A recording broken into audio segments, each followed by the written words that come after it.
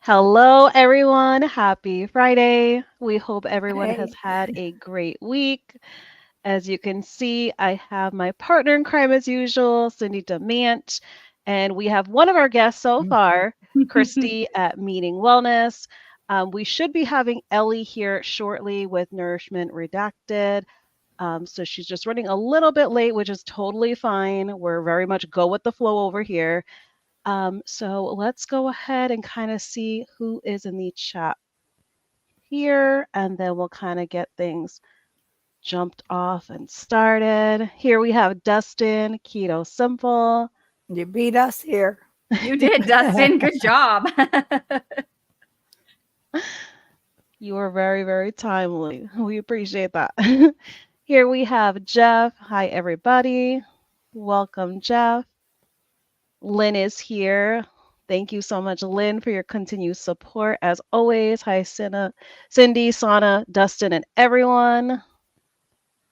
Welcome, That's how to put welcome. our names together. Cinna. Right?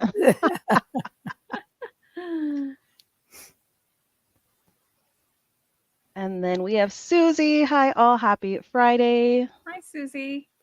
Hey, Susie. Susie was a guest. So if anyone has not checked out her interview with us, you can find that on either end, Cindy DeManch's channel or on my channel to check out her interview. She had an amazing journey to share with us all. Yes. Here we have Deb Riley. Cristie, if you're Who not was aware, this is driving Cindy's. on her way here. Yeah, Yeah, this I was is like, the I'm one that's pretty holding sure us that's way. Cindy's sister. Yes, Yeah. awesome. Hi, Deb. I heard you're driving. Yep. Safe travels, Deb. Jason is here. Just Jason, Keto, Yay. and more. Good evening. Welcome, Jason. So we just have a few just saying hi to one another. So, what's new with you, Christy? Oh my gosh. Well, my favorite thing that's kind of new still, I guess, is that my son started eating a proper human diet. It's been a Oh, yeah. little over 2 months now. And he's 15 years old and he has ADHD along with some sensory integration processing. And we've tried everything. And when I say everything, I mean counseling, occupational Mm, therapy. We've tried, different plans with the school, 504 plan, IEP, speech therapy. Uh, I don't know. There's probably more, right? Then all the ADHD strategies, timers, all of that stuff, and including even medication at the very end there. And nothing. I wouldn't even say it even helped a little bit, like because he was very against it. He's tends to be a little, not wanting to. If an adult says it, he doesn't really want to listen to it. And he's been that way for a while. He would, when he was younger, he had extreme meltdowns, extreme. When he was really little, well, like one time he pulled my glasses off and broke them, like extreme. yes. When he, because his emotional dysregulation was very severe. Um, and then as he got older, that just turned into like everything was a fight, even things that are just normal parenting things like time to take a shower or brush your teeth Hmm. or get ready for school. He was going to fight you. He was going to fight you. And ever since we changed his diet, he's watched me do this since last, well, I guess February. So a little over a year, if you count my months on keto. And, I just sort of mentioned to him that a ketogenic diet has been shown to help with like mental things like ADHD. Would you want to try it for 30 days and just see how you do? And, he basically said yes. And so, if we could figure out a way that he wouldn't have to miss his ice cream, that was his Yeah. one, thing. Keto And cow. yeah, I know I Just got to do, saying. I know. Yeah. That's And the so way. we found some, keto type desserts that he can still do. And as far as everything else, he's Right. started eating a lot more meat. So he really likes chuck roast. He really likes picanha. He never ate eggs before. He like today he came out and asked for eggs. Can you make some eggs? And I was like, sure, you know. Nice So he being eats the a lot of chihuahua. eggs. He eats a lot of sausage. And then for the other things, we've done some, like some replacements. Like we do the carnivore pizza instead of, with the chicken crust and that kind of thing, which he loves that. He'll make himself the little carnivore pizza pockets with the cheese, surrounding the pepperoni and sausage. Yeah. And he can make those himself. And so, he's now been doing this for over 2 months, and it's like a night and day difference. Like he doesn't get angry. He doesn't like fight. He's on time for school. Yeah. He cleaned his room of his own volition. And I mean, the last thing he did was his closet. His closet was the last part left. And he filled our entire like trash receptacle. And I was like, that goes outside, like the big bin that the trash people come and take once a week. And I wasn't even mad. I'm like, we have nowhere to put our trash this week. And I don't care because it was all the stuff that came out of his closet.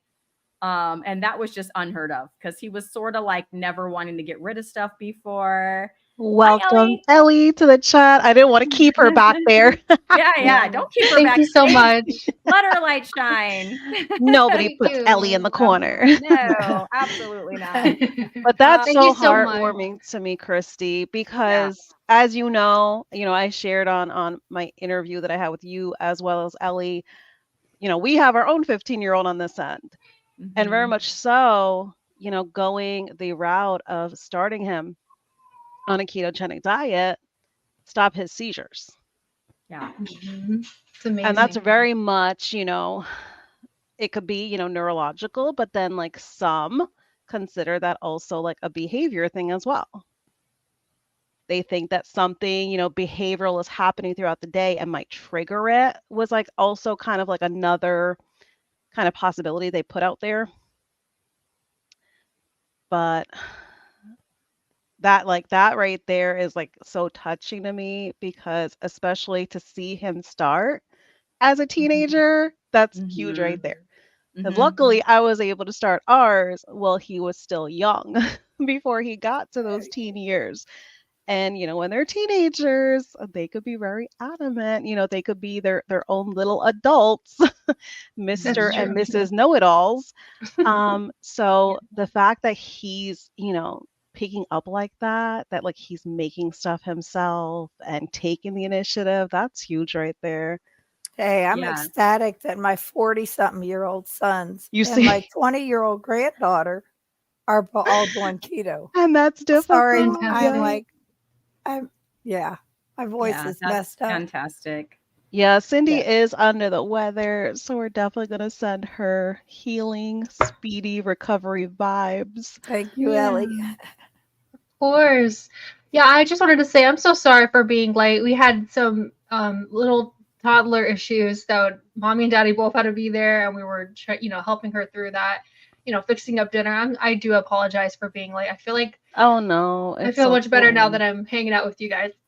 Hey, no, life it's happens, okay. Yes, and that's exactly what I told everybody, that you are running a couple minutes late, which is no biggie to us because we are very much like go with the flow. Life is going to happen. Oh yeah. So that's to be expected. No, we're so happy you made it though.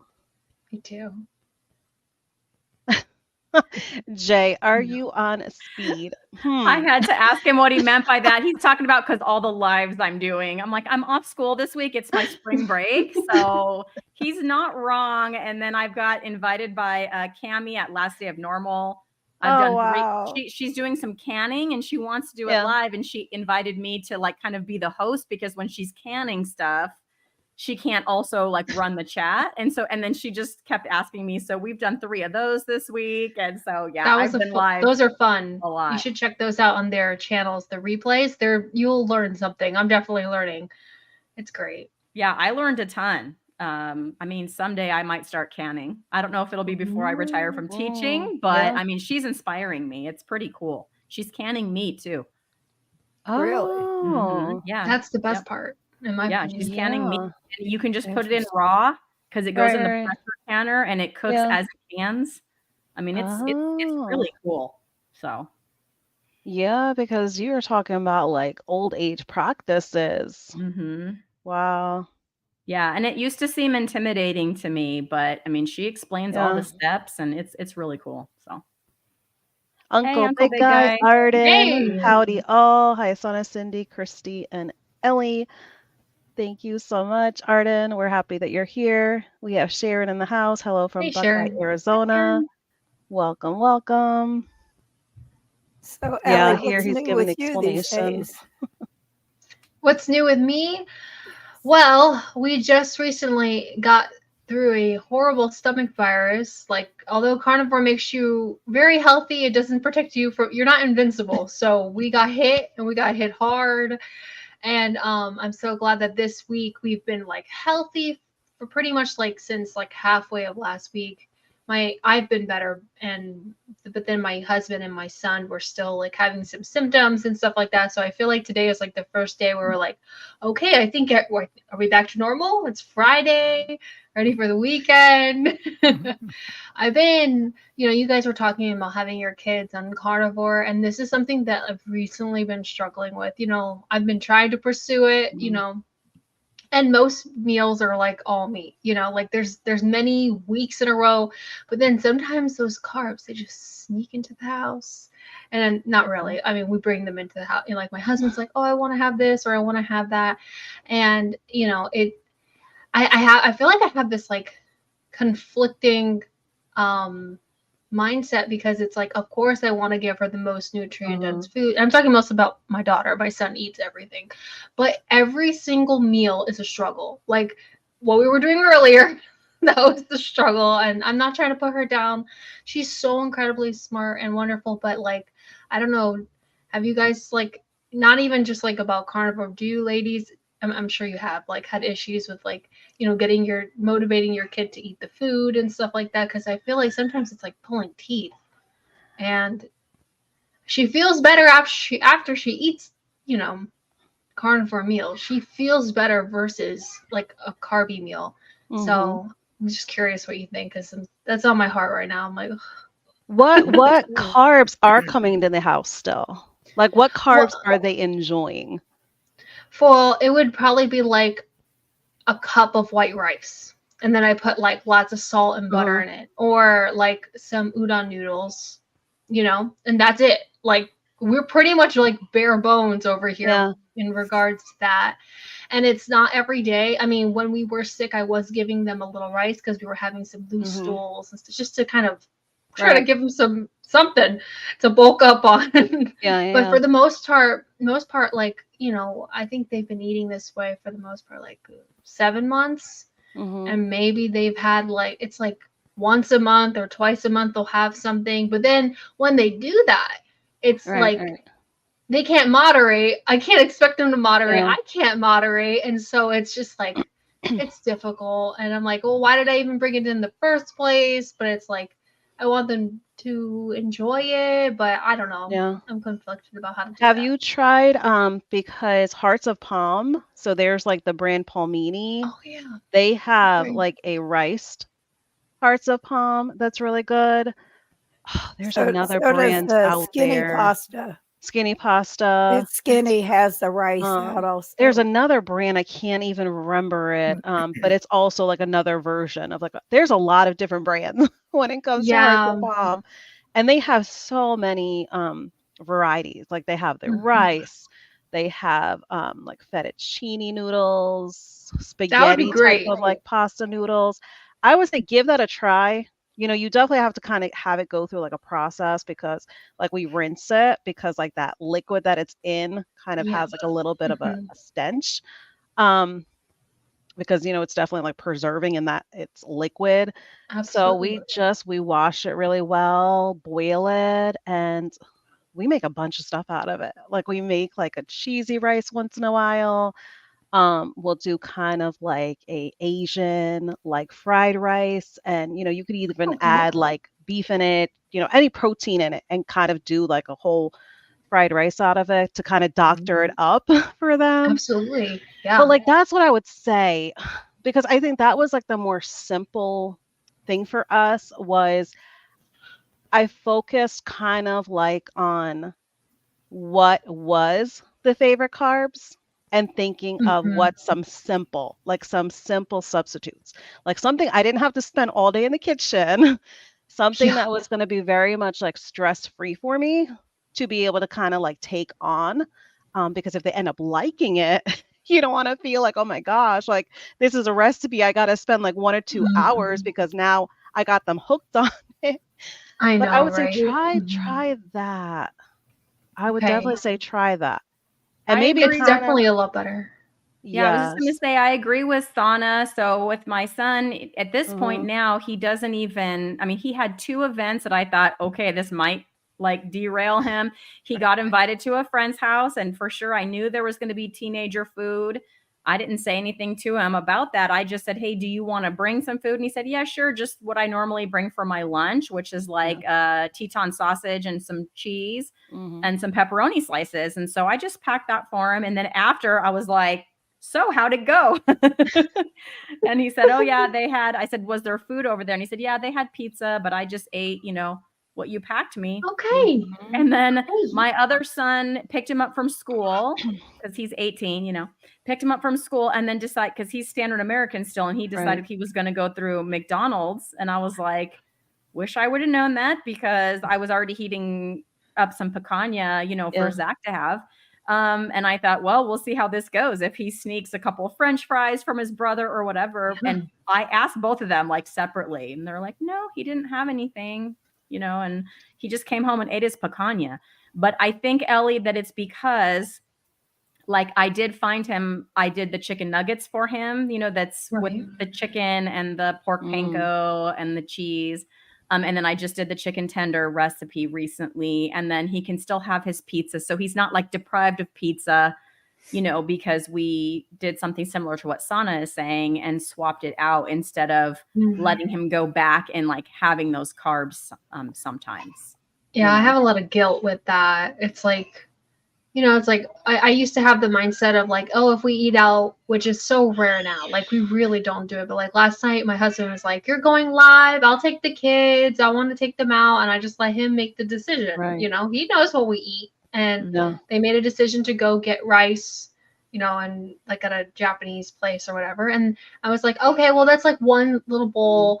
And then he ended up coming home with some groceries, and that's where the noodles came from. Because he was like, "Oh, I'll just make it for me." And then she was so sad with her meal. Like, I made salmon, I made cheesy scrambled eggs, I made burgers, and it was just like, no, I don't want that. I don't want that. I don't want that. And, it's like, it comes like you have to kind of I don't know what's the best way to say it, but it's like, you want to encourage her, Mhm. make her own decisions, but then you Yes. also don't want to be like, you have to eat it, because if not, Yeah. then she's going to be starving and then she's going to wake up all Right. night. Like, I know what's best for her. And so it's like, please, like, you need to do this. And then I was like, "Ugh, I'm just going to make her. She ate a lot of burgers, large portion Yeah. of burger. And I was like, you know what? I'm just going to make her some noodles. Just like, let's just go to bed. Please. I Mhm. don't know. I don't know if that was the right thing to do. Like I don't pretend to be perfect, and Right. like I don't know. So I thank mean, you I for the think like very suggestions. much so, you're doing an amazing job. Mm-hmm. Thank You're doing an you. amazing job. I mean, both you and your husband, because you're both there for your kids, period. That right there Mhm. already, you guys are doing a great job. So definitely do not be hard on yourself because it's not easy. It's definitely not easy because you don't also want them to gain like a bad relationship with food either.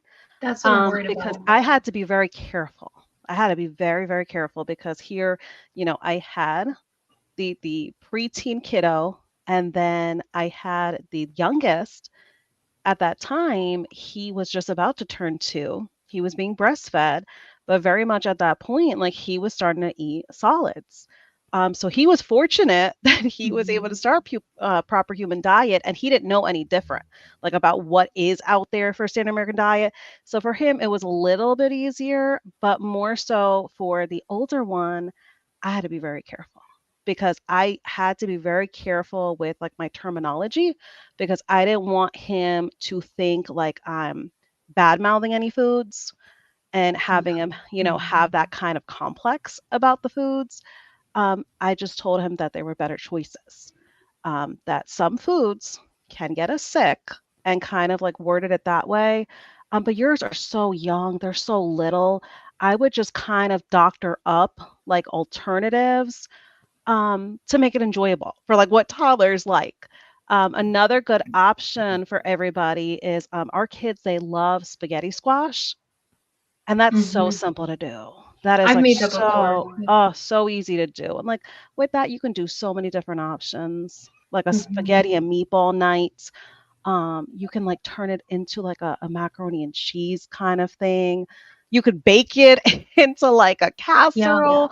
It's So so many different funny. It's options. so funny you're mentioning all these things, and I was like, oh yeah, I did all that when I did keto all those Mm-hmm. years ago. So like, she's Yeah. just so I talk about all. I feel bad because I'm always talking about it on my channel. I'm like, she's so picky. Like if it's not like crunchy enough, Yeah. or it's not the right shape, or if it smells weird, like it's just like every Mm-hmm. single thing, and it's like That's I'm toddlers for you. noticing that I'm getting a little triggered. I'm getting triggered by it because it's like I come from like I don't know the idea is like this is our food. We're grateful Yeah. for our food. It's like obviously Yeah. she doesn't know all the things, it's like we make the money and then you have to save the money and you portion it out and you say, okay, this is groceries. This is she doesn't know all those things and I Mm-hmm. don't want to put that on her obviously, but then it's just like can you just eat the food, please? But I'm noticing that I'm getting a little triggered, and I'm like, okay, I need to be the adult. I need to take a Yeah. step back and like reevaluate because it's getting a little too easy to like Mm-hmm. crack a little bit. Does she But yeah, like I appreciate that. does she like chicken nuggets? She not really. I've made her. I know it's hard. If it It's was No, up to I'm her, just she tricky. kidding. would. If it was Whatever up she to her, likes, yeah, I was whatever gonna she say it's a likes, if little. she likes the crunchy, Yeah. Mm-hmm. Neely, Indigo Neely, has a great breading recipe that's just egg white powder, gelatin, and pork rind crumbs. It Mm-hmm. Mm. adheres to everything, whether it's fish or chicken or whatever. So if she likes the Yeah. crunch factor, mix up some of that breading and use it for her food. I mean, you That's a can great bread idea. almost anything, Mm-hmm. Yeah. It's true. and it's really good too. It's like it's just Yeah. There's a bunch out there.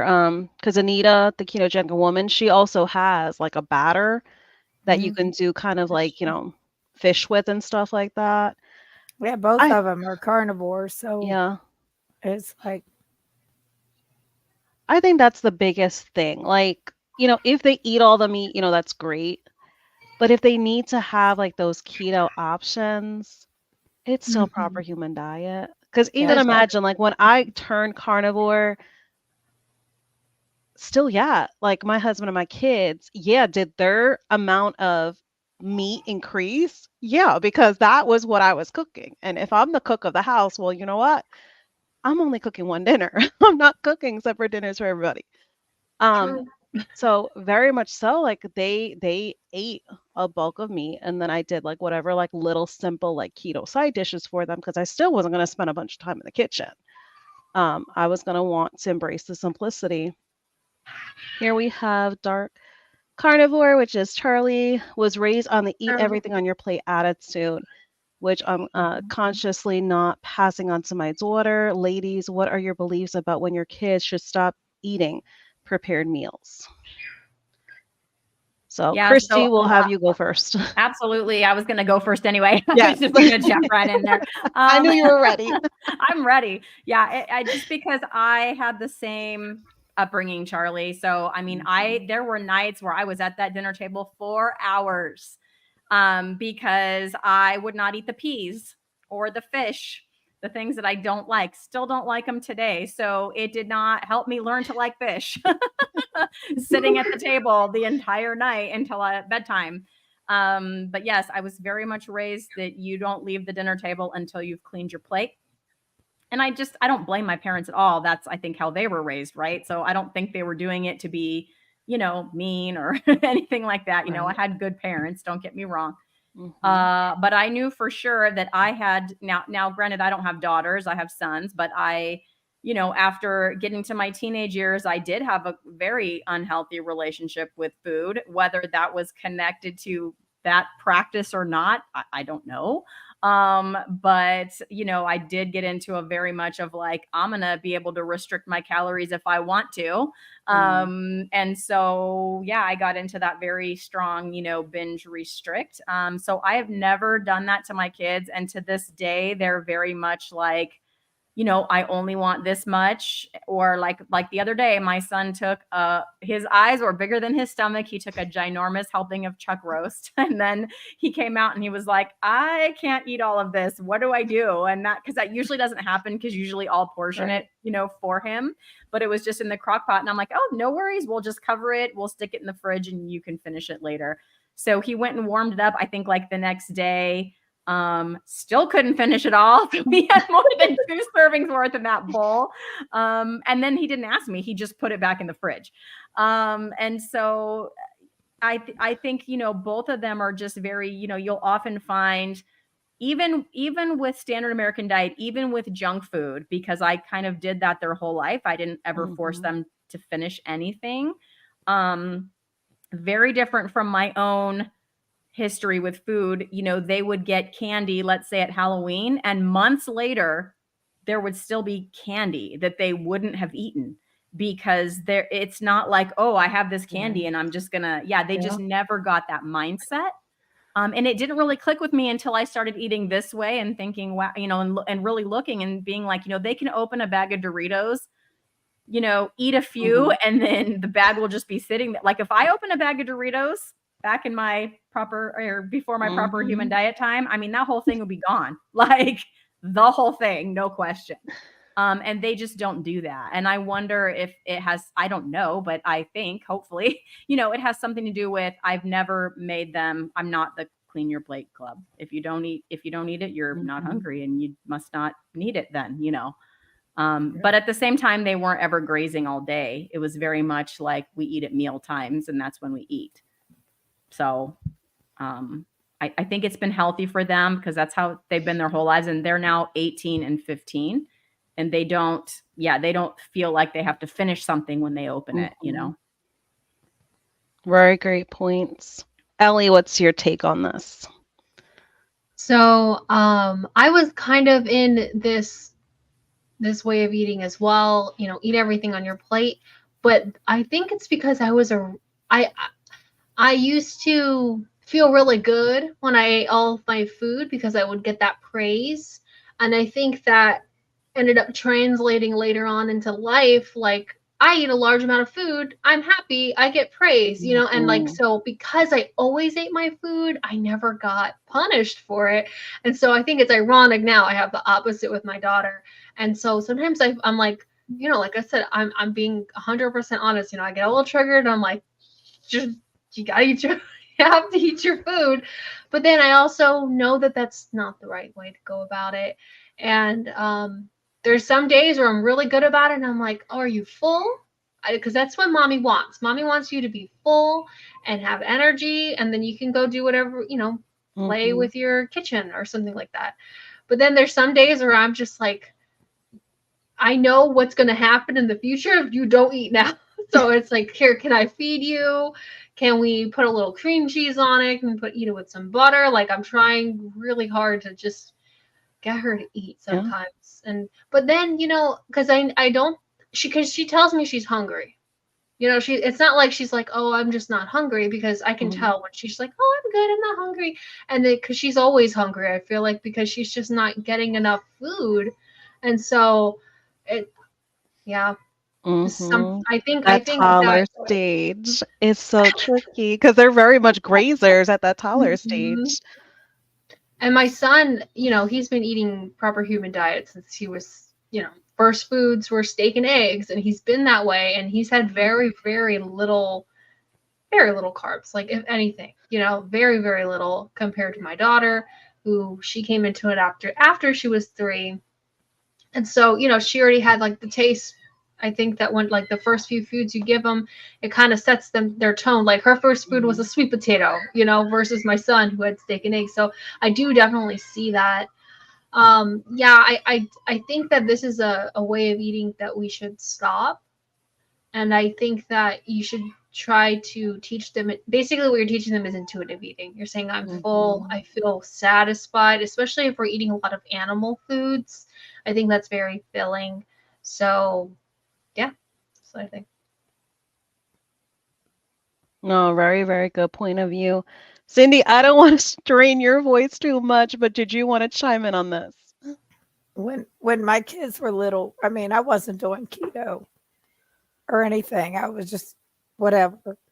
Mhm. But I was also whatever's on your plate you eat. Mm. And the trick there was try not to fill it up so much so you don't have so much to eat. But with my kids, I gave them whatever they wanted to Yeah. eat because I wasn't going to do that fight. But Mhm. I wasn't on that spectrum. This Right. was so many years ago now. My kids are in their 40s. So with my grandkids, when I started keto, some of them were living with us and they ate the protein and the side that I could eat. Mm. And then if they wanted rice or potatoes, I would make it for them. It's like they're going to eat it anyway. If they're not home and they're going out, they're going to eat it. Right, It's what right. they're with their parents who wasn't doing keto then. Excuse me. Yeah, so I knew they were going to get it anyway, but I just didn't have it in the Mhm. house. So, there's that with Elliot. If you just don't have any there, and like Sana was saying, there's so many options for other pastas and rices that are keto friendly that, let her have them, but yeah.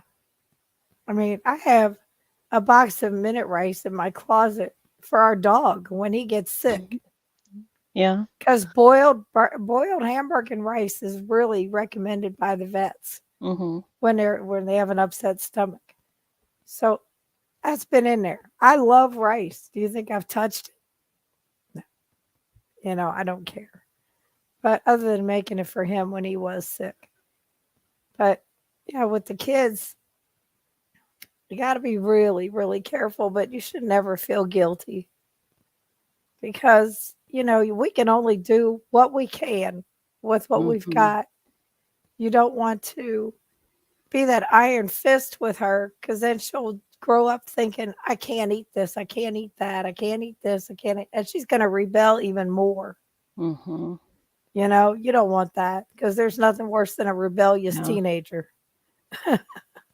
Yeah, you gotta Nothing really be worse. careful because, a lot of times, it can trigger eating disorders. I had to be really careful. Even like personally me myself, like because when we did start off keto, who was I tracking like nobody's business, everything that I ate.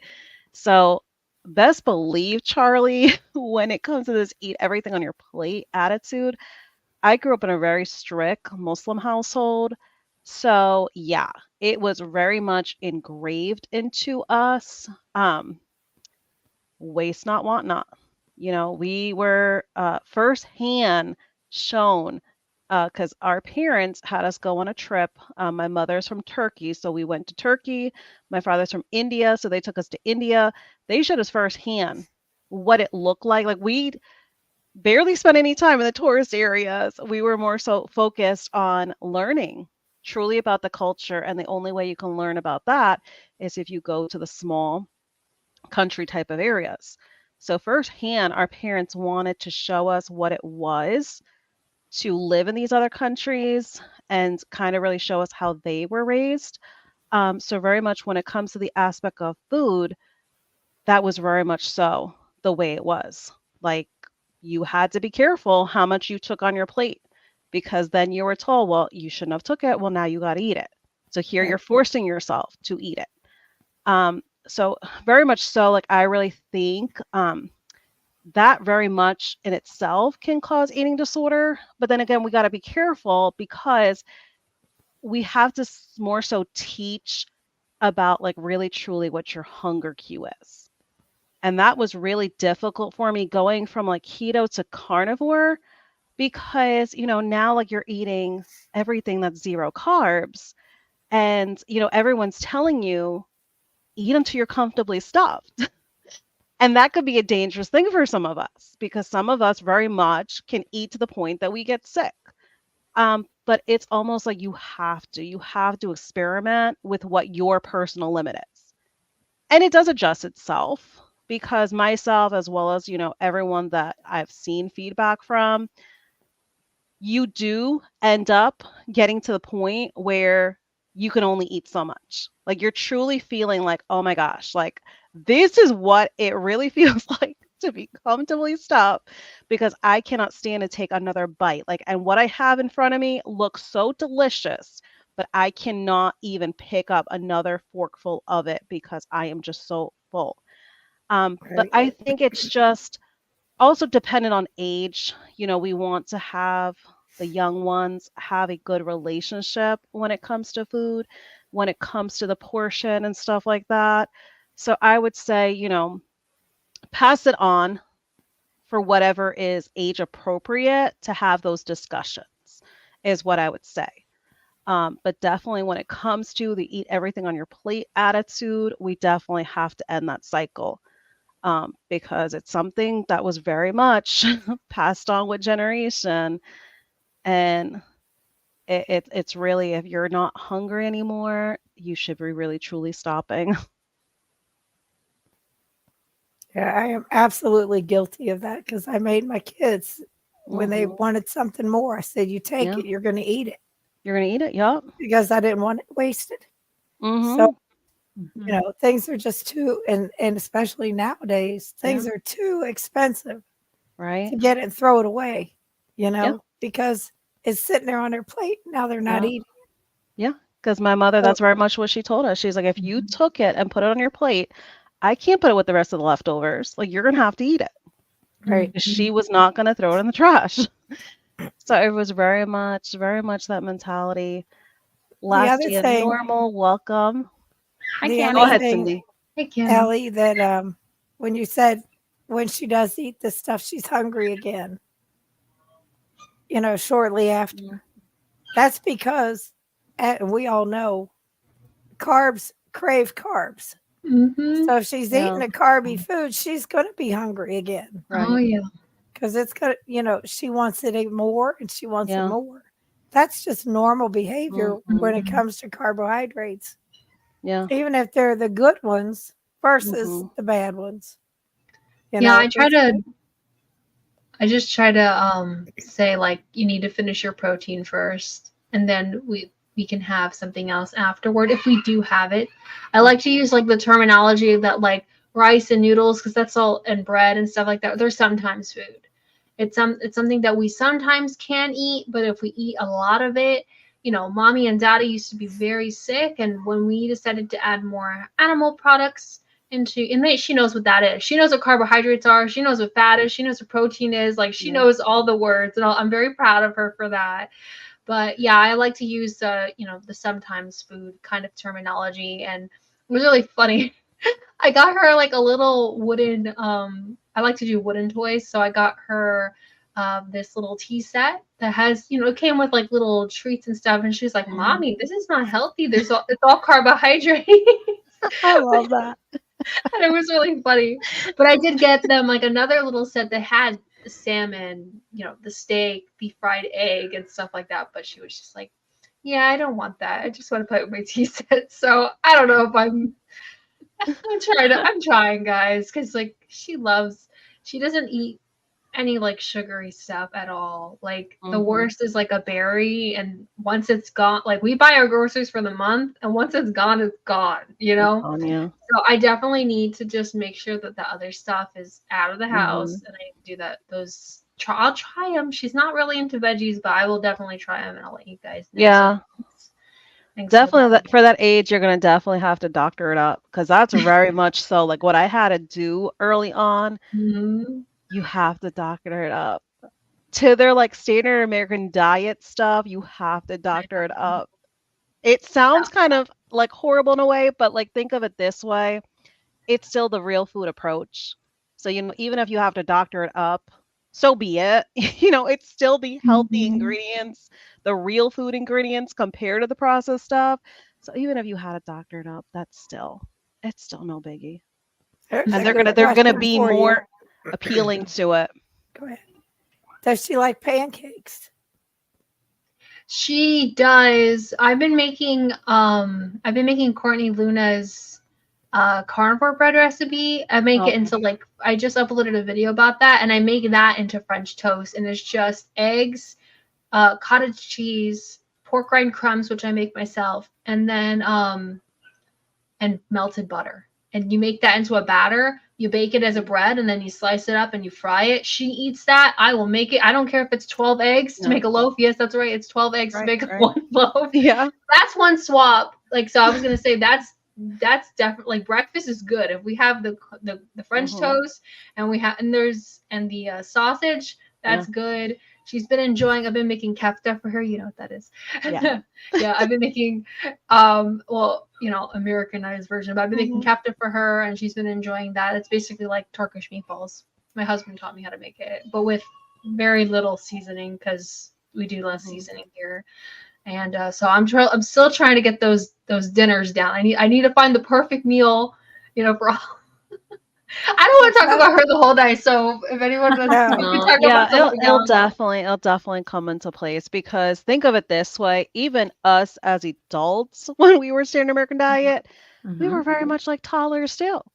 We grazed all the time. It's like it was never enough. Like especially if you were doing something like for me, it was like I could be reading a book, I could be watching TV, had my snacks there because I was very Mhm. much a savory food addict when it came to the standard American diet. I didn't care too much for the sweets, but guess what? Still yet, I was still having my body with every episode of that snacking.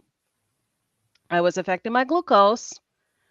And then you have that period in time where you're having that high spike and then you're having that plummet once it kind of starts calming down in your body and stuff like that. And then guess what? That's the point in time where you're like, I need something else, like I'm hungry again.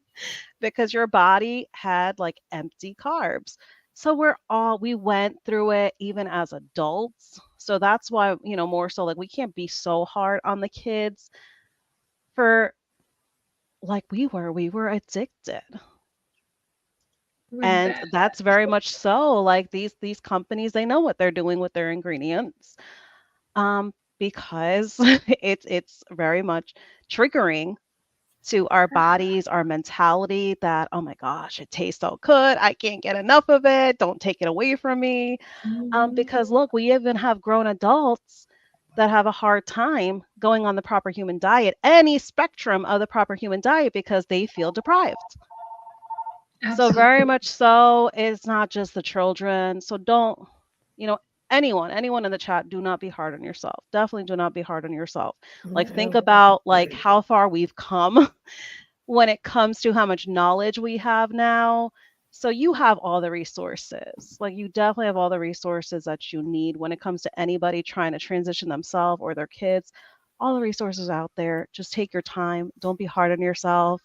In time, it will all come together. Like Cristie and I, we've gone through it with our kids. So most definitely, like we can vouch. Like it seems difficult in the beginning, but things just click. Like one day things just click and you're just kind of taken back like, oh, okay, like I'm going to keep my mouth shut. I'm going to leave this alone because it's working as it should. And you just kind of go with the flow at that point in time. We have I Gail was just sharing. I was just gonna say another avenue for great recipes is Chris Cooking Nashville. Yeah, He's Right. they're got simple. his Yeah. pancake recipe, which is why I asked. The first time I made that, and my husband tried them, he said, "Now those are pancakes. Oh, nice. They are extremely good. That's just it's crazy. Yeah, he I don't know has a how lot of he easy, does it, simple but it's recipes. just Yep. crazy. Yeah. Gail here sharing in my house, it was just try it. Then you could say you didn't like it and wasn't forced to eat it. Yeah, that's a really good mentality as well. Because that's the other thing too. Like if it doesn't even taste good to you and you're being forced to eat it just because that was what was cooked. Yeah. Yeah, that's a tricky one as well. Here we have Scott in the house. Hello, one and Hey, all. Scotty. Welcome, welcome. Happy Friday. We have a few saying hello to each other. Here we have Tuber Chat, Connect and Grow, Word Up. Welcome, welcome to the chat. Here we have Scott sharing, my wife had a drawer full of treats for the kids and they had full-time access. Drove me crazy until I realized the kids were not eating the junk because it wasn't denied. To this day, they are good. You see? Interesting. And that's the thing. I mean, it's weird because even like for our son, he had a lot of complaints, in the beginning, a lot of complaints. And it's just, I'm telling you, it's just like something clicked. And then one day it's like the complaints stopped. He was enjoying everything he was having because I think because we kind of focus on the simple substitutes, so he didn't feel any deprivation at all. Like he didn't feel like anything was missing, so to speak, because like all those like little holes we were making of taking things away, things were getting filled in those places. Um, so very much so, it's kind of like we kept him with like a full on puzzle piece and didn't just kind of leave holes in what he was, used to. But that's the thing. It's like they just kind of come to a point where they don't have any interest. Because for me, like I said, I'm not a sweets person, but oh my goodness, did I love like cookies and like chewy type of candy growing up? But even for me, like in my teenage years, I did not enjoy it anymore. I don't know if it was like more so like taste buds change or something, but yeah, it just comes to a point where you go through like a transitioning phase, like just naturally on your own. Thank Yeah, you so much. We my appreciate son you, Super feels Chat. comfortable now. So when he misses something, which Yeah. hasn't happened, but toward the beginning, he would let me know. So like one of the things he told me, I don't know, maybe 3, 4 weeks in, he was like, I miss my yogurt because he used to eat like sugary, vanilla Oh yogurt. yeah, And yeah, so yeah. I bought some like whole Greek yogurt. Right, right. And I showed him the difference. Like I showed him the labels. I Yeah. was like, look at the carbs, and he adds a little vanilla extract Hmm. and some allulose to it. He likes it just fine. And he used to eat that other yogurt every day, and he doesn't eat it every day, but like when he wants his yogurt now, and it's like Right. grass-fed Uh-huh. whole Greek yogurt, a little Yeah. allulose, a little vanilla, and he knows I showed him how to do Hmm. it, how to stir it, and he likes it just fine. And Yeah. yeah, he doesn't miss it. And for a while there were still some of those old yogurts in the fridge. They just sat there. Like he never went for them. And then they expired and I threw them away. But Yeah. so he feels comfortable coming to me and saying, I miss this food or that food, and then I, find a solution. But that's how I know that he must be feeling better. Like he's Mhm. recognizing that he feels better because he doesn't try to go back to his old foods. He'll just let me know, what can we do about this or that, Yeah. that he I still love feels like that. he wants. Yeah. I love that so much. That's great. Yeah, our son's What's biggest thing was he loved, oh my goodness, when I tell you he loved mashed potatoes. And, not even with the gravy or anything, he just loved mashed potatoes and butter was his thing. Like he even used to like whenever like it came the night that like mashed potatoes was being cooked, he would go like so excited around the house and be like mashed potatoes in the house. Like he would be so full on excited for mashed potatoes. We did jicama. We did jicama, and when I tell you, because it's still a root vegetable, it tastes so much like potato Hmm. that like you're even kind of shocked, like, oh, okay, like this is an acceptable version. Like, wow. Because I'm telling you, like literally once I basically like peeled off the skin, chopped it up, boiled it in some salted water, once it got soft, mashed up just like mashed potato, added the butter, salted it, and he didn't notice any difference. That's great. And I I didn't love that. say anything, and I had to be careful the way I was watching because I didn't want to be like helicopter and like You're like, so and be like that, like suspicious, like he's like, okay, like what's going on? But yeah, and he went in for like even seconds after that. So I think like if you stick to like the friendly stuff or like anyone that kind of feels like they might have like an aversion, it's kind of like almost like it was shared what Gail said. Just try it. Even if you have to go out there and find like the smallest like jicama, just try it, because these are things like I never had jicama before prior to keto. I never had it before. I never even kind of like even heard of it until like I started joining like the different groups, watching all like the YouTube videos early on. But I never knew, but sure enough, it became a favorite over here. Here we have Scott sharing. We threw out a lot of little Debbies and such. Kids just didn't operate from a position of scarcity. Yeah, and that's the thing too when it comes to those packaged sweets. Those can be very, very tricky even for adults because they package them in like a way of convenience that even like a lot of the places that like I worked, I would see people showing up with like their little plastic wrapped like honey buns, like all like the little Debbie snacks and stuff like that. So it's not even like a kid's thing. Like that's the thing. Like a lot of the kids stuff trinkles to some of like our adulthood is very much so like what ends up happening. But yeah, it's crazy. It's crazy that the cycle that goes on. Love it, portion control.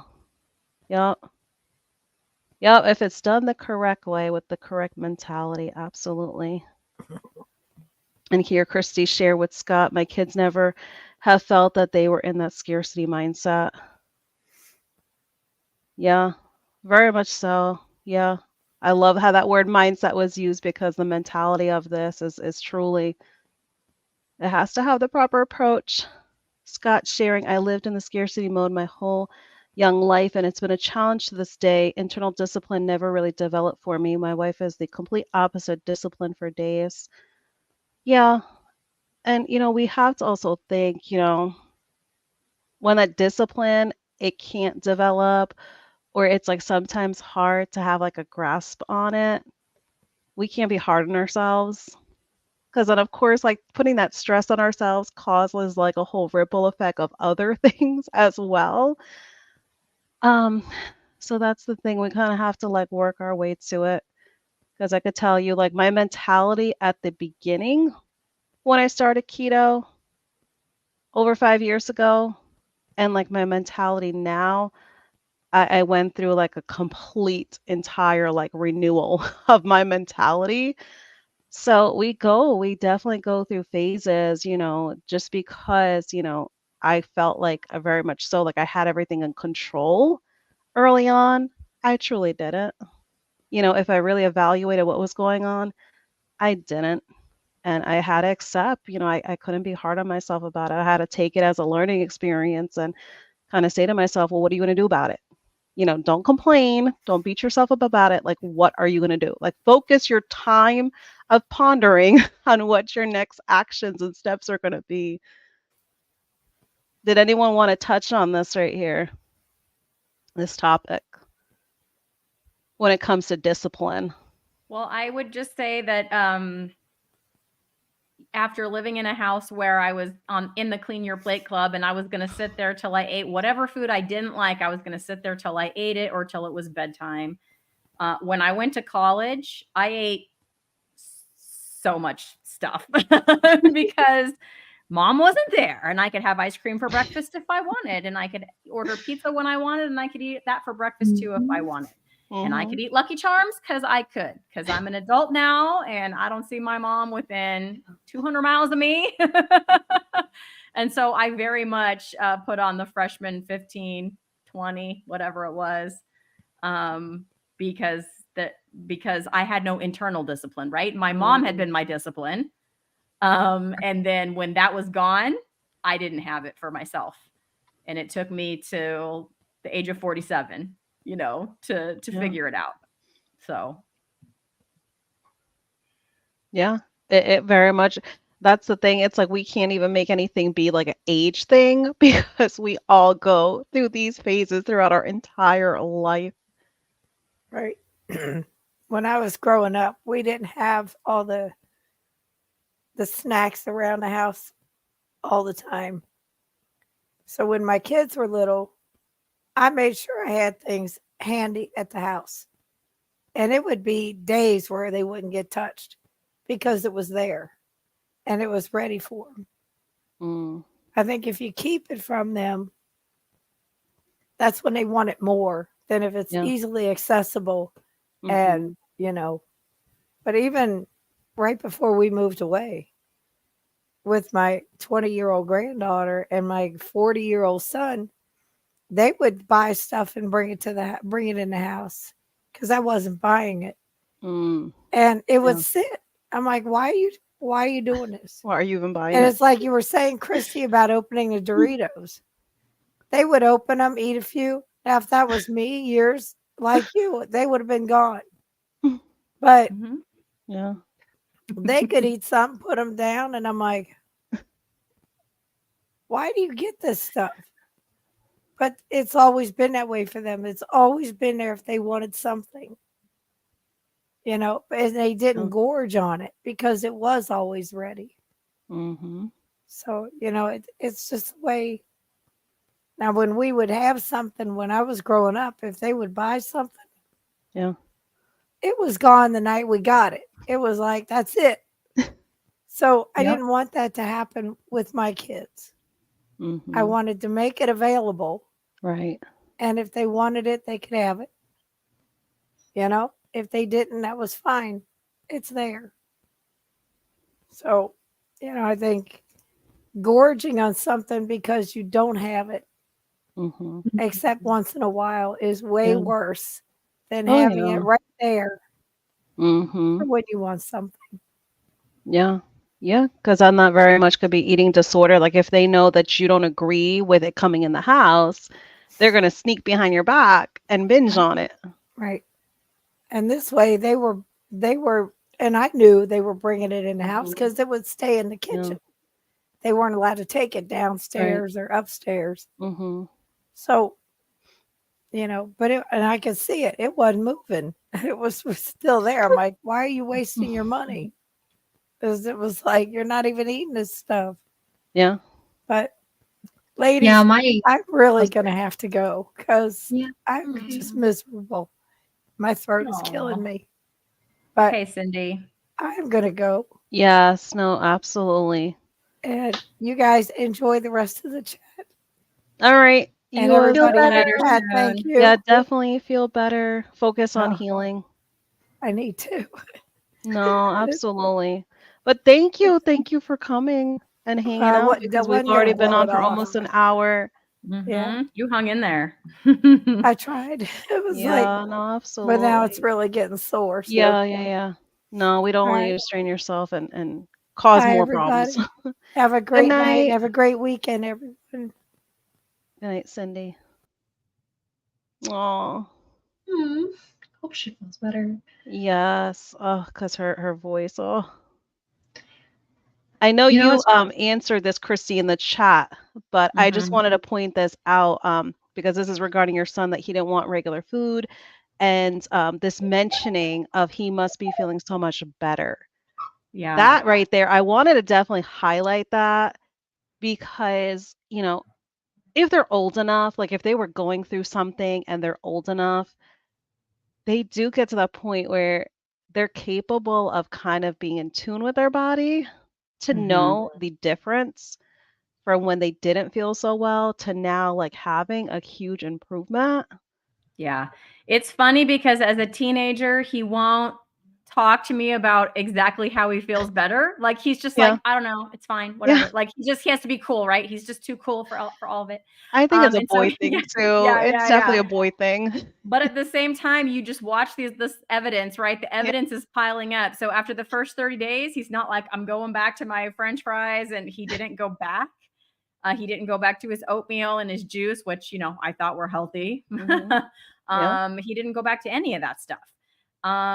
He just kept going, and it wasn't a big deal. He didn't have to think about it. He was like, "Yeah, I'm doing good. I'm used to the food now. Might as well keep going." That's what he said. yay.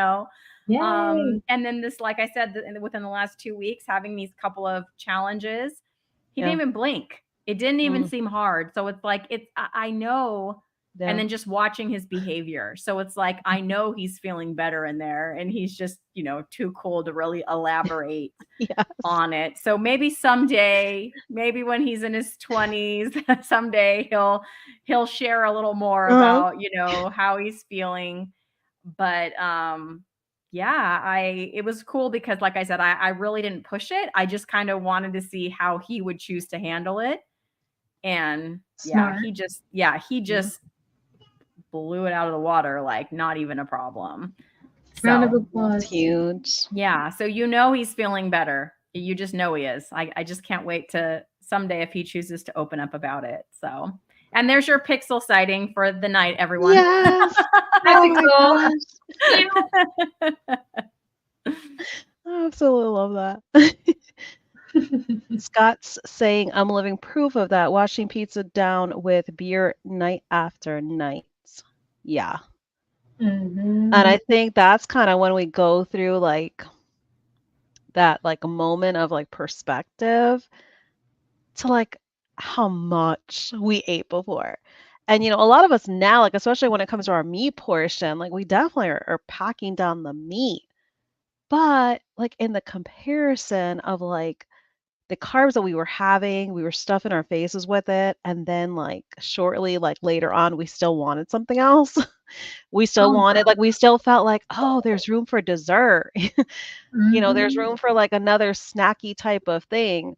Um, but then now, like, Christy mentioned with your son, like taking the meat and sometimes that gets to be the point where like our eyes definitely deceive us of how much we really want to take.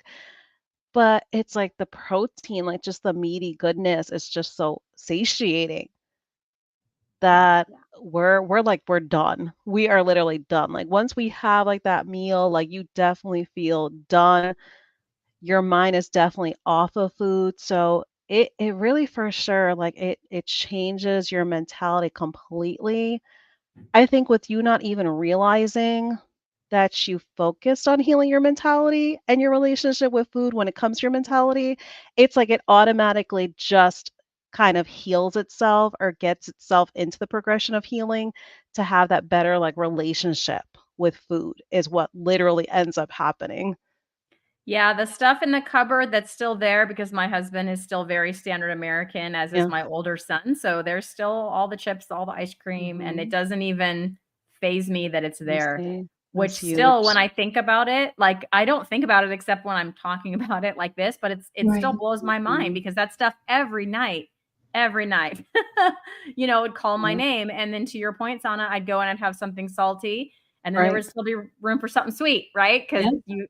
you hit both of those things. And at night I would just binge on all of that stuff, and it's still there, but now that I'm eating all the meat, all the Mhm. fat, I don't care. I don't even think about it being there. um Usually if they Yeah. want something, they have to ask, because I won't even think to Mhm. get it or order it or whatever.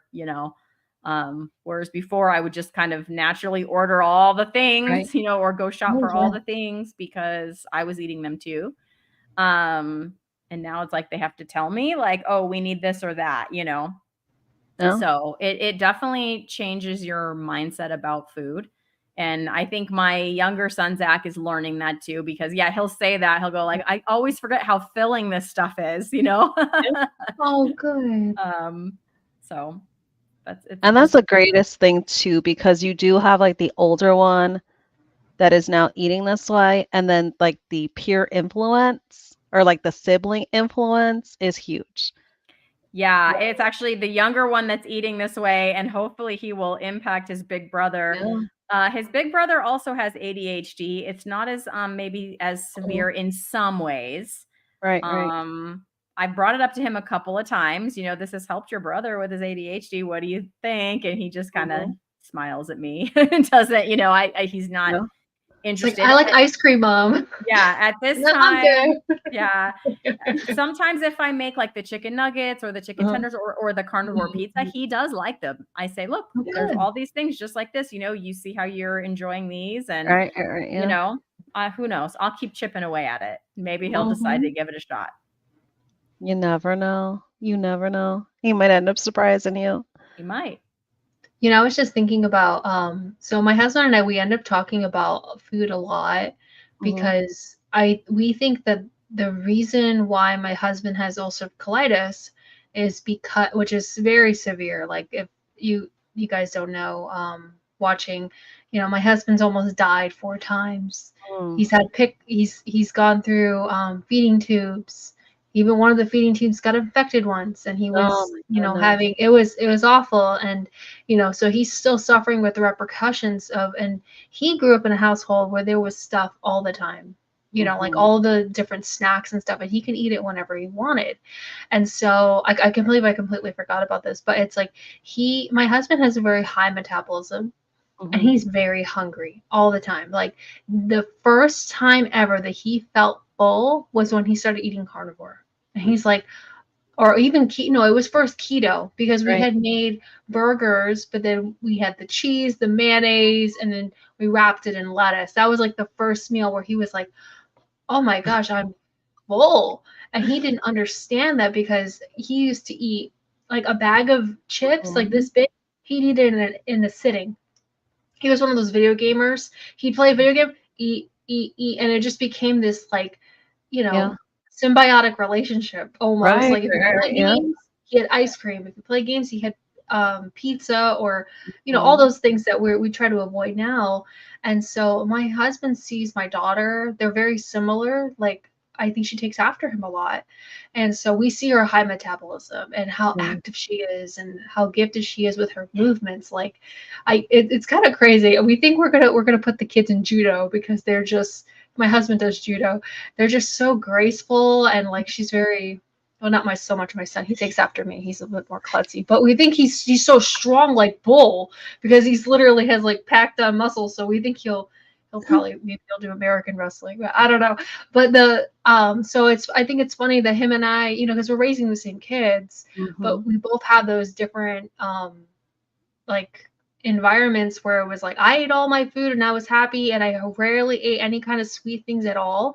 Like, I Yeah. would let my Halloween candy rot in the closet, and my mom would take some, and she'd take it on her way. I was more like a savory food kind of thing. I didn't Right. start liking dessert until I worked at a bakery, and I was making all of them, and then I started sneaking them. Like, oh, these went bad. Just start eating. It was really bad for me personally, but yeah, so there's sometimes, even having all the stuff, if you're not fueling your body with the right things, you're still going to be hungry. But I'm so Mhm. glad that you guys are not in that situation, because I really think that the food that my husband ate was what caused his ulcerative colitis, and he's doing better, for the most part, but still Yeah. relying on medicine because the damage has been done. Mhm. So we're just trying to prevent that for our kids, and I think that's why we're so stressed out about it. I feel like I talk about it all the time, because it's like, I don't want them to grow up with having UC, and going through that, or Right. obesity like me, and panic attacks constantly, and not Yeah, being yeah. able to function. It's just like, it's a lot. I think, they say ignorance is bliss. Sometimes I wish I didn't know Mhm. anything. Yeah, and that's very much so, because I think that also kinda gets to be, like, the slippery slope, like what you're Yeah. saying when it comes to the knowledge.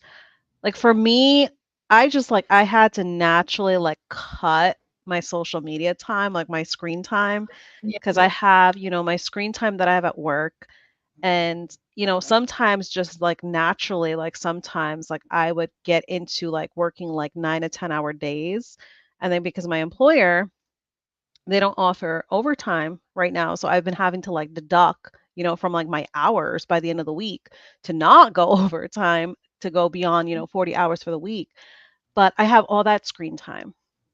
Then it's like my kids, they homeschool full time, so then I have the screen time with them. So I think, like, screen time in itself, like, I try to minimize, but also more so, like you're saying, the knowledge part of things, I had to be really careful because I was kind of really getting really deep into like because I don't know about everybody else, but like if you end up watching a video, regardless of whose, video it is, and you hear like all these topics and stuff, I research it. I go and Yeah. I dig deep into the research and I'm just like, oh wow, like the light bulb goes off, like, oh, like I never heard this before. Like I want to find out more about it. And then you start researching, and then it could be such a slippery slope because then it's like you now have this knowledge, and it's kind of almost like putting kind of like that fear in you.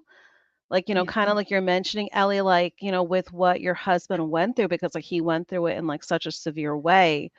Um, and that's very much so like how I feel about our second child. Like with what our first child went through with the seizures, here I'm thinking to myself, like, oh my gosh, like I need to nip this right away. So that's why he literally was having breast milk and was on the ketogenic diet early on.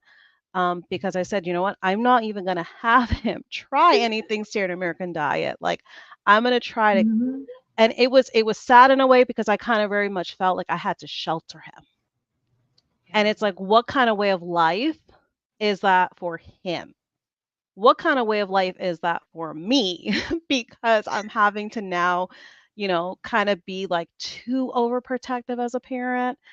So I think it is a slippery slope knowing too much because then it's like we're always kind of like having that in the back of our mind, like, oh, we got to prevent this. Oh, we got to be more That's strict on me. ourselves. And that's the thing. It's like constantly, it's like compartmentalized in the back of our head. It's like we Mhm. file that information away and it's constantly like playing back like over and over again, like a broken, tape recorder. And it's difficult. It's difficult because, you kind of want to feel like you want to, grow with your knowledge. Um, but then again, it could also be a not so good thing as well, like in Double-edged my own sword, right? experience. Yes, it's very, very tricky. But Charlie's sharing, I think the clean your plate belief is still engraved into me. Very rarely do I let steak or brisket become leftovers. I mean, I would definitely say at least it's steak or brisket that you're going overboard with. And also, as long as you're not getting sick. If like you're not causing like a constant where oh you're overdoing it and here like you're feeling crummy later on after doing this. I mean, it's no biggie to me at least. Do either of you want to touch on this like as far as, getting to the point where like you're still having, your meaty plate and you're still kind of just, doing the clean your plate mentality? I mean, I don't know if I have much to add to that. It is like that for me, though. If I cook a Mhm. big ribeye, I'm going to eat the big ribeye. Like, there's not Yeah. going to be leftover ribeye for sure. For sure. Yes. If I want to have leftover bacon because like I need it for something later, I have to make extra. Like if there's not going to be leftover bacon, I Mhm. have to prepare extra bacon, Yeah. for that purpose. So I maybe some of that is still there, you know. I like to cook a lot so I can Yeah. be lazy later. That's why I have leftovers. That's Mm. it. I like to Yeah. make a lot so we can just heat it up and Right. carnivore foods take a little longer. I'm sorry, like Yes. 15 minutes longer than like, cooking Mhm. something in the microwave. But Right. um because sometimes kids are like, I'm hungry, and you just need to have Yeah. food ready and they can't wait On 20 hand. minutes for a whole meal to be done. So Yeah. I make No, leftovers. I absolutely. enjoy Like it. especially when you have little ones, certain Yeah. cuts of meat, if you do overcook it, they're not the very best anymore. That the taste is just not the same. Texture is definitely not the same. Mhm. So to be able to kind of take care of like that cooking to make sure like it's done right the first time, because there's definitely like a lot going on in the household, like especially when you do have young ones, that kind of committing that time to just prep everything all in one day versus having to commit that time like day after day after day. It gets to be tricky, like with the little ones especially, kind of just running around the house and wanting your undivided attention. It definitely makes things a lot more easier. Last day of normal sharing. I'm totally triggered by my child's pickiness. Yes, and more Yeah. yes. I just chose not to be with my son. That's We good. had, so my older son has a very severe peanut allergy. When we initially had him Oh. tested, they told us that it was a level 4. And I was like, oh, so like on a scale of 1 to 10, they're like, oh no, a scale of 1 to 4. And I'm like, oh, so basically the worst peanut allergy Oh my humanly goodness. possible is what Wow. he has. So, I Ooh. mean, because of that and because of his texture issues, which Yeah. although he's not the one diagnosed with the sensory Right. integration, he still did have some of that. And then when my younger one came along with all of the texture issues, I was like, all right, I'm just not fighting the food battle. The only time it got weird was when we go to other people's houses because Mhm. then they thought different things should be happening, right? Yeah. And then I would hear about it, about whatever my parenting, whatever their opinion of my parenting and what my kids would and wouldn't eat and whatever. Yeah. That's the only time when there was an issue, I would say. But yeah, I just Right. chose because it wasn't just only pickiness, right? Some of it was allergy related, some of it Yeah. was like Yeah. texture issue related. And I just thought, this is a battle I don't want to fight. So I'm just Yeah. not going to fight it. If that means that he's eating pureed foods when he's 2 Yeah. and 3 years old, I guess that's what it means. Yeah. Because he was legitimately throwing up when given Mhm. anything with texture to it. Yeah. So Yeah. yeah, other people would look from the outside and be like, you're just not, you're just Mhm. allowing him to just be a baby No. and all this stuff. And it's like, he's It's a No. growing medical up. condition. It was a Yeah. medical Getting thing. Yeah. That's yeah, different. especially when it comes to So getting sick. Oh my gosh. yeah. So he wasn't diagnosed until after Mhm. that. So maybe Yeah. that was part of it, not having the diagnosis in my hot little hand, as they Right. say. Right. But it was just I did try, but even sometimes I'd hear it from my husband and I'd be like, hey, if you want to try to train him to eat Mhm. XYZ, then you go right ahead, but don't Yeah. put it on me. But That's so hard. but I was triggered by it for a long time. You would try because it's like Yeah. people eat. Like, what's wrong with you? Eat. Oh my gosh. Until And I it's like just if they had to only knew like what was happening truly behind closed doors. I right. think that's the thing. Like I think in society, like it's so easy for people to be judgmental when they don't know like the whole story. Mhm. And some, it could also come across like they're doing it innocently because, they care. So they feel like, they do have the right to chime in because here they're like, oh, well, I'm a caring person. But then Mhm. again, it's like that caring can come across doing Mhm. like more harm than good because they can, make you feel like guilty about something which you really don't have any reason to feel guilty of. Like you're doing what you need to do for your child, like period.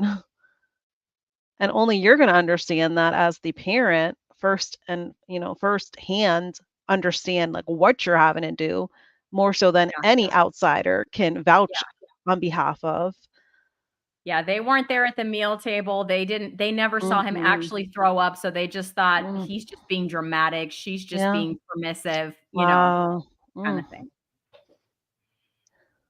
I'm going to try to play catch up here because we're a little bit behind in the I know for chat. sure there've been a couple of questions, just if you wanted to find them. Jump around. Let me see. I don't have timestamps for you. Sorry. I would have starred them, but I can't because I'm just a guest here. But We don't have the power. I don't have the power. So Gail Ivy at 4:19. So I guess that'd be 7:19 your See my time. time. Here we go. So Gil is asking, how have any of you taken nystatin for a fungal infection in the gut since going carnivore? I just started and it's making hungry all day long, no matter how much I eat. So have either of you had an experience with No, nystatin? I haven't. I saw her question. I was hoping someone else would have had that experience and could help her. Gail, is that one of the side effects on that medication? Maybe that's a Yeah. side effect of that medication and it's to be expected because you're taking it. But I've Yeah. never taken that, so no, I haven't had that Yeah. experience. Yeah, that's also sparking my curiosity as well. Um, is to kind of I would find out like even if you have to kind of do like your own research, I know that could also be a slippery slope, Oh when yeah. we kind of rely on the internet. Sometimes we find out stuff like we really did not want to know. But I would say like more so like see if you could even like search on YouTube. So you're kind of trying to focus on seeing if anyone, like if any of the health professionals in the proper human diet community had spoke on behalf of this topic. I would more so want to watch one of their videos instead of just kind of dabbling in just kind of like some of the other healthcare professionals that might have their videos out there because that's definitely going to come with a whole different perspective. Um, but yeah, that's what I would also be curious about as well. Like Christy's mentioning, if that's a possible side effect. I would Because, with also, I some of don't, these I, medications, there's a laundry list mm, of yeah. side effects. If you can find one of the keto or carnivore doctors on a small channel, sometimes they'll do that. Mhm. So I know like when Dr. Hampton, he was being interviewed on a small channel and it was way back when I was doing my blood work. And I asked, didn't have to do a super chat or anything. I thought this is a small channel. There's not a lot of people watching. I'm just going to ask my question. And he sure enough answered it. So if you can find something like that, Gail, you might get your Yeah. question answered by one of the doctors in our space. Yeah, that's a good point as well, because I know even, like, for Dr. Chafee, some of Mhm. his chats can get really wild, but luckily, he was on a smaller channel live, and he was able to, like, freely focus on answering some questions. So whoever was in that chat definitely was spoiled because they were able to get multiple questions Yeah, answered by him. yeah. And So then yeah, that's definitely a good point. Maribel at 4:36. So Alright, 7:36. She didn't mark it with a QQ. She's scrolling. asking for our thoughts. Let's see here. 7:36. There we go. I have a hard time hearing carnivore heals all. I don't doubt, but I just have a hard time. What are your thoughts? Who wants to go first? I'll go first. Go ahead, Ellie. Um, I think that although I do think that anything on the proper human diet can really help with many, many Mhm. illnesses, autoimmune conditions, help you lose weight, get that inflammation out, repair mitochondria. I think metabolic health is one of the most important things that if you can regain and you figure out exactly how to do that with your food and not through medication. And I think it seems like a lot, doesn't it? It seems like Mhm. this miracle treatment. It's like the guy selling snake oil outside. He's like, "Oh, here, buy this. This will solve everything." It does feel like that sometimes. And I think that you have to get to a point in your life where you're desperate enough to try it because you know you could rely, like, for me, I was on antidepressants for 5 6 years. And although and then I ended up stopping it because I was like, this is not helping. And I dropped out of college, I stopped working, and I just stayed home. I watched videos all day and I just laid in my bed for another 5 years. There's so many 5 years in my life. I find the number five comes up a lot in my life. But so that's a side note. But I feel like you have to get to a point where you're willing to try anything because Mhm.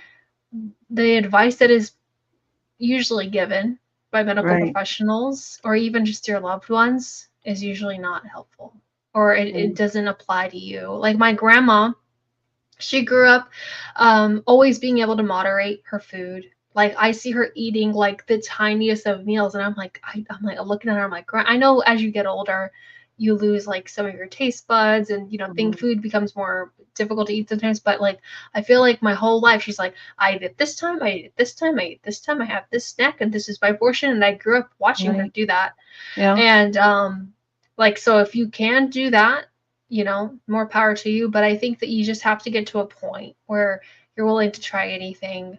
And being on the proper human diet seems to work because when you eat your species appropriate diet, you feel better. Like, have you ever read The Hungry Caterpillar? If you haven't in a while, he eats all sorts of things. He eats, like all the berries and the fruits, and he's still hungry. He's still hungry. He's still hungry. I read this book to my kids every day, so it's like very ingrained in my mind. And then there's one day where he eats everything: a chocolate cake, ice cream, a lollipop, pie, a sausage, and he had a stomach ache.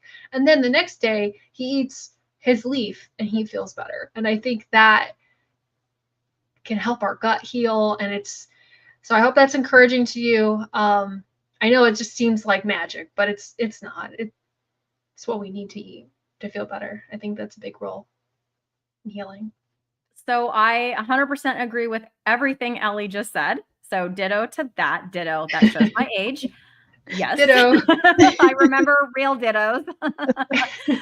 Anyway, but I will also add this, that I think especially since around the 1970s, and I've seen a lot of videos focusing on this, one particularly even today from Jason Fung, looking back even at photos from the 1970s, like there's not an overweight looking person to be found. And it was before all the dietary guidelines for Americans. It was before the low fat craze.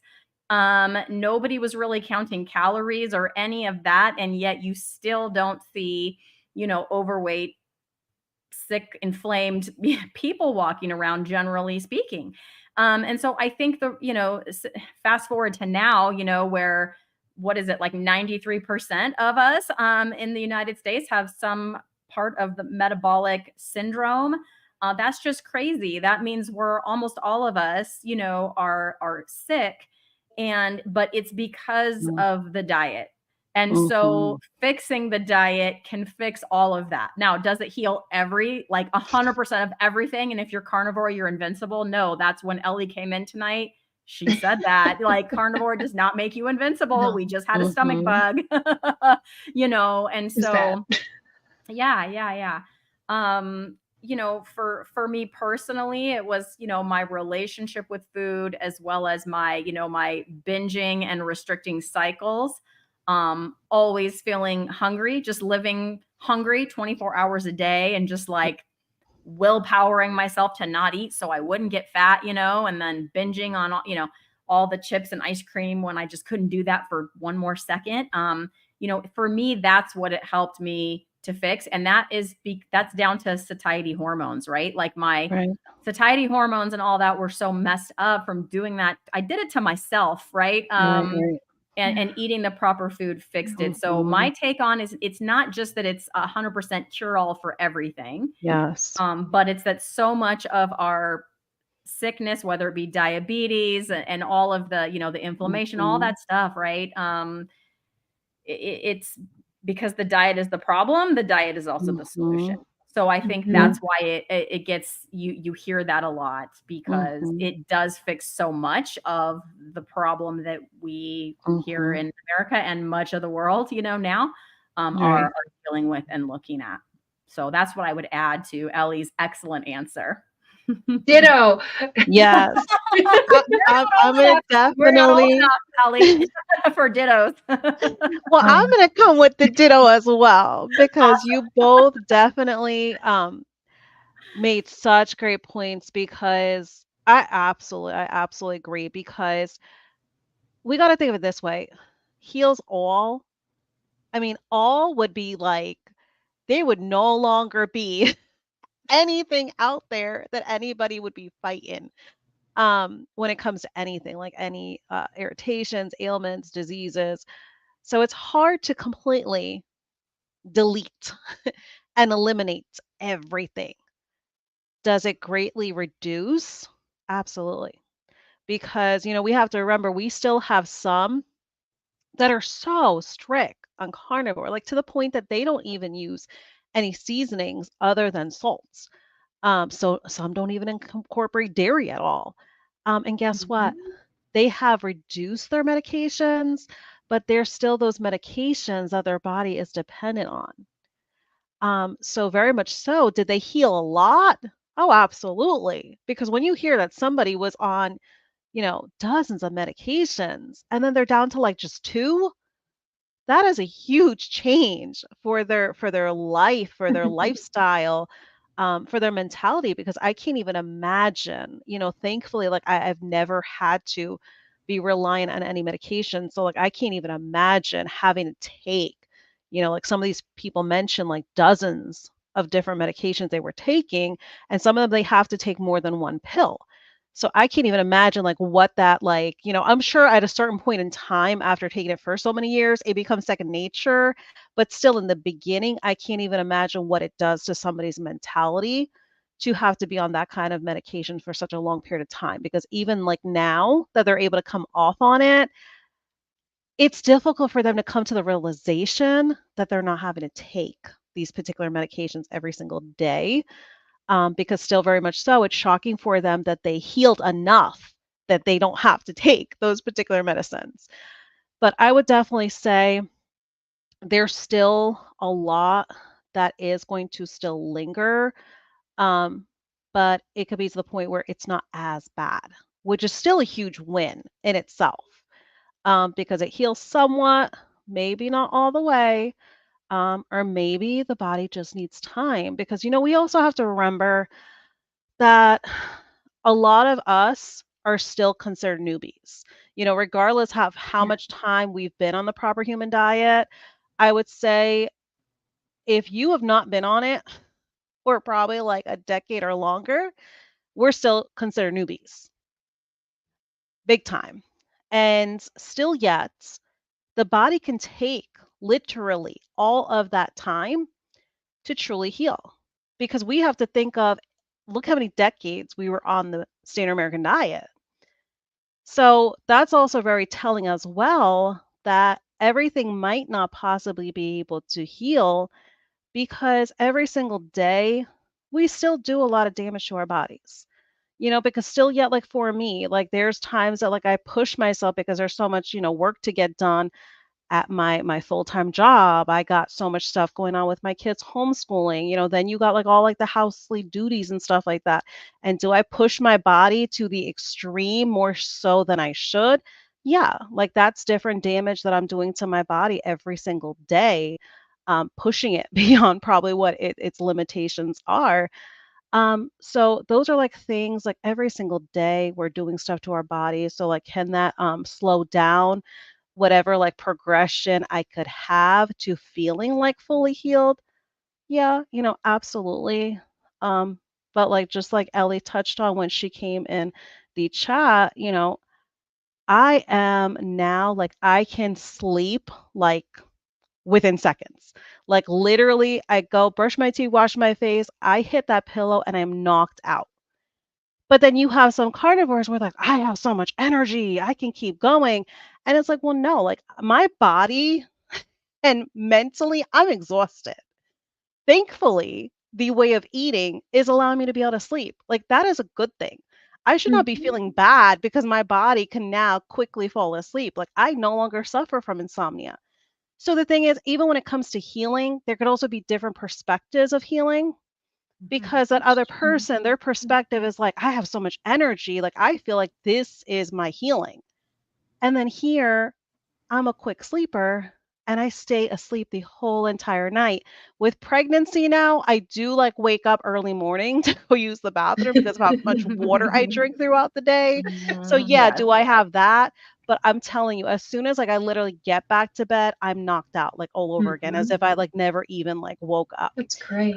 But it's That's also different amazing. perspectives as well. Like that's the thing as well. Like what does healing look like for you? Is Mhm. also like the other kind of question like you have to ask yourself. So, but very, very good points from everybody, because no, absolutely, it's not going to be the cure all. Even though, some might give that perspective, it's definitely not the cure all.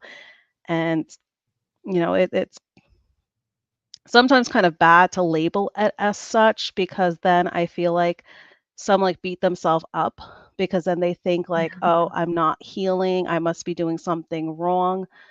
But there could be so many different things going on with that. It's not that you're just doing anything wrong, it's just everybody's body is different. We were all uniquely made, so we're all going to Mhm. uniquely heal on our Absolutely. body's own timeline because we definitely all did different damage to our body. So I would definitely say it's difficult to hear that it heals all. You just have to focus on like your own perspective of that. Ditto. Maribel, I would like to add that I'm very glad you brought that up, Maribel. When I saw that, I was like, oh, Yeah. we have to Mhm. make sure to talk about this because It's Yeah, no, great. that's I a very sometimes great feel that way question. too, that it's not always, Mhm. realistically stated. I Yeah. definitely think it's the proper human diet and Mhm. it's done so many wonderful things for me and I'm so much Right. better. Is my life perfect? No. Mm-mm. Is No. my body perfect? No. No. Exactly. It's much improved though, Yeah. you know.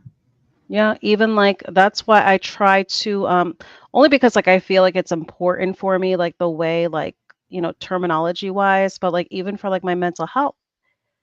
I don't consider like my mental health even though like I've came such like a far way with my mental health Mhm. healing. I still consider my mental health still in a progress of continuing to heal because I want to feel like I'm continuously like a work in progress with it.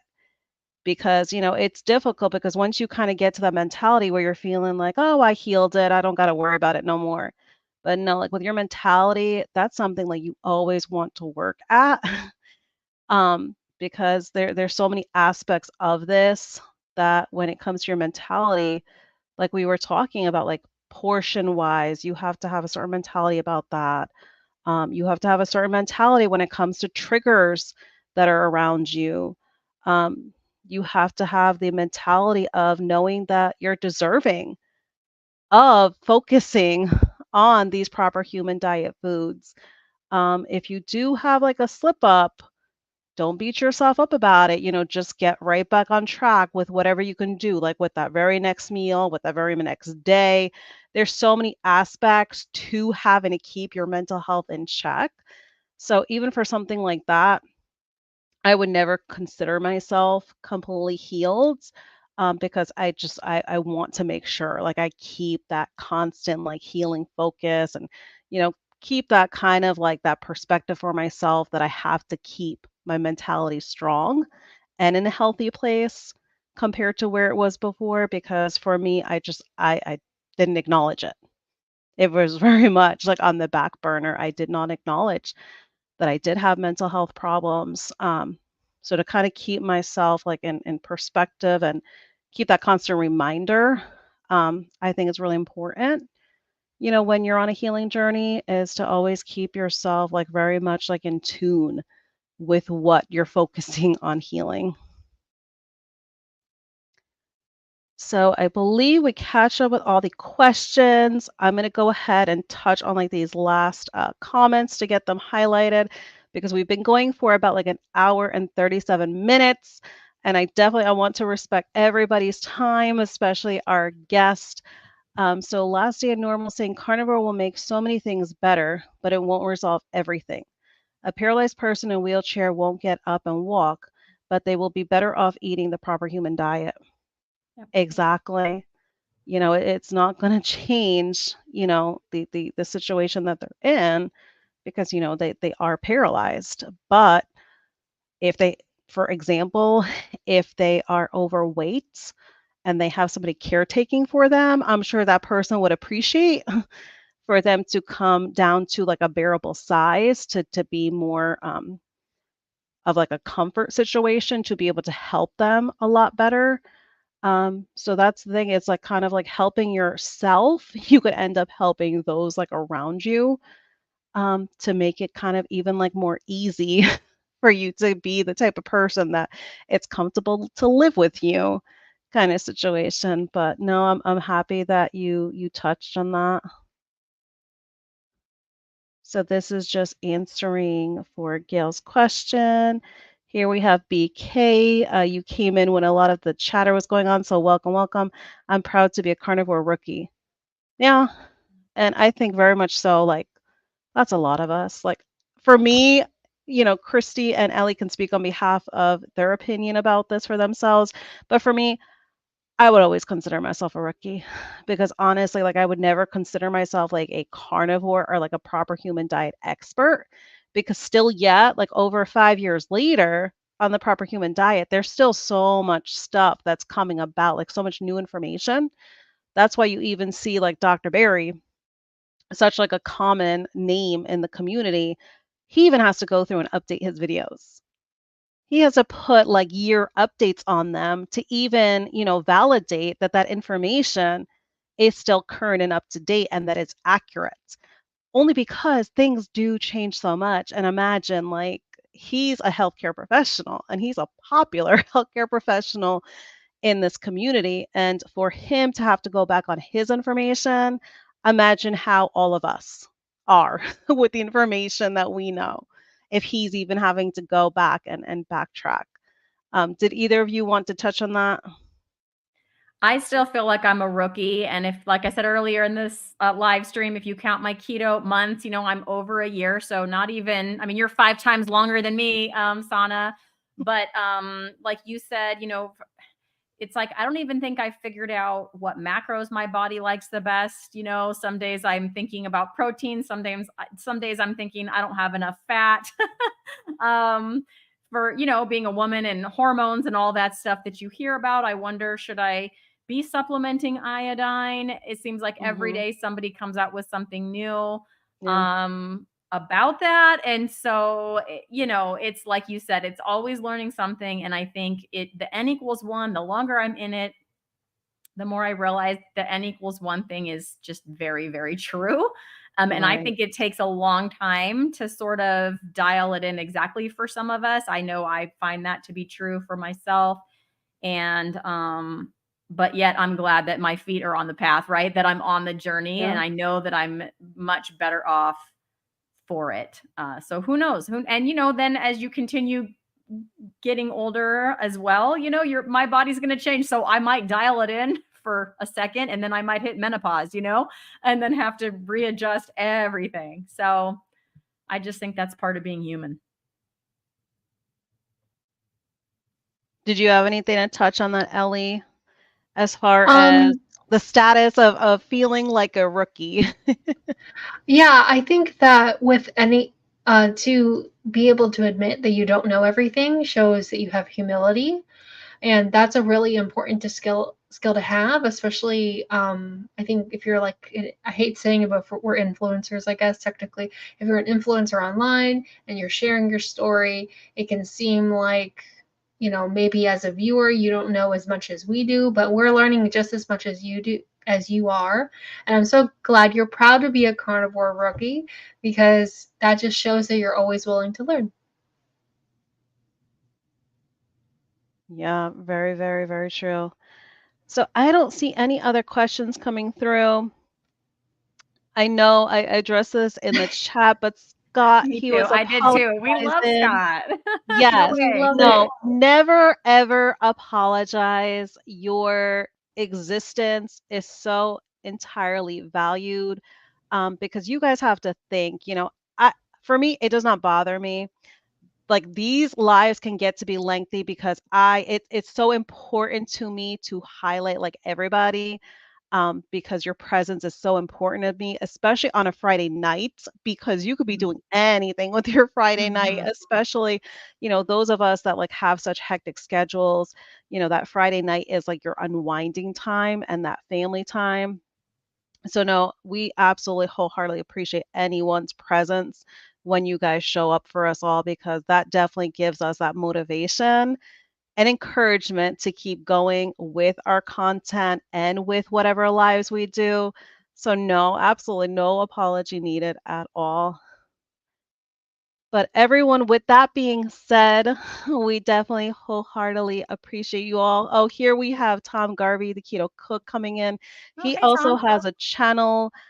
So anyone that has a channel, feel free to mention in the chat that you have a channel. That way everyone can go and support you as well.